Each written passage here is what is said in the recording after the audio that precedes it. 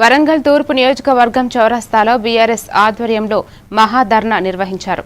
BJP విధానాలు ప్రజలపై జరుగుతున్న అఘాయిత్యాలను నిరసిస్తూ ఈ ఆందోళన చేపట్టినట్లు మాజీ ఎమ్మెల్యే సన్నపునేని నరేందర్ తెలిపారు. దేశంలో ప్రజాస్వామ్యం కూనీ చేయబడుతోందని ఆయన విమర్శించారు. మహిళల భద్రతపై కేంద్ర ప్రభుత్వం విఫలమైందని ఆరోపిస్తూ బేటీ బచావో నినాదం ఎక్కడ ఉందని ప్రశ్నించారు. ఈ పార్టీ నాయకులు, మహిళా యువజన విభాగాలు పెద్ద సంఖ్యలో పాల్గొన్నారు. ఈ అంశంపై పోరాటం కొనసాగిస్తామని నరేందర్ పేర్కొన్నారు. తనను కూడా దోషిగా ఎఫ్ఐఆర్లో పెట్టాలన్నది మా డిమాండ్.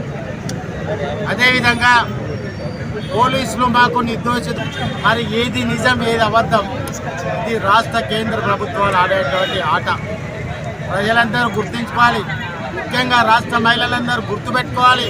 ఒక బాలిక పట్ల రెండు రాజకీయ పార్టీలు ఆడేటువంటి నీచమైన క్రీడ ఏదో ఉందో అది మహిళా లోకమంతా కూడా అమ్మాయిలు చదువుకోవాలి, అమ్మాయిలకు రక్షణ కల్పించాలంటారు.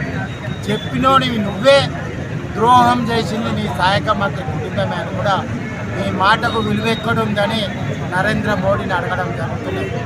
ఇంత మోసం చేసి బలవంతంగా గద్దె దింపి ఇవన్నీ కూడా పనులు చేశారు. మీకు ఒక ముఖ్యమైన మాట చెప్పాలి, ఎవరికి దంగని మనిషి ఎవరైనా ఉన్నారంటే అది కేసీఆర్.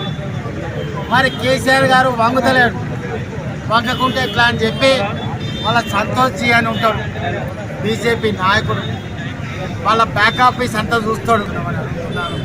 అందుకే చెప్తున్నాను, నువ్వు భాగ్యలక్ష్మి అమ్మవారు చార్మినార్ దగ్గర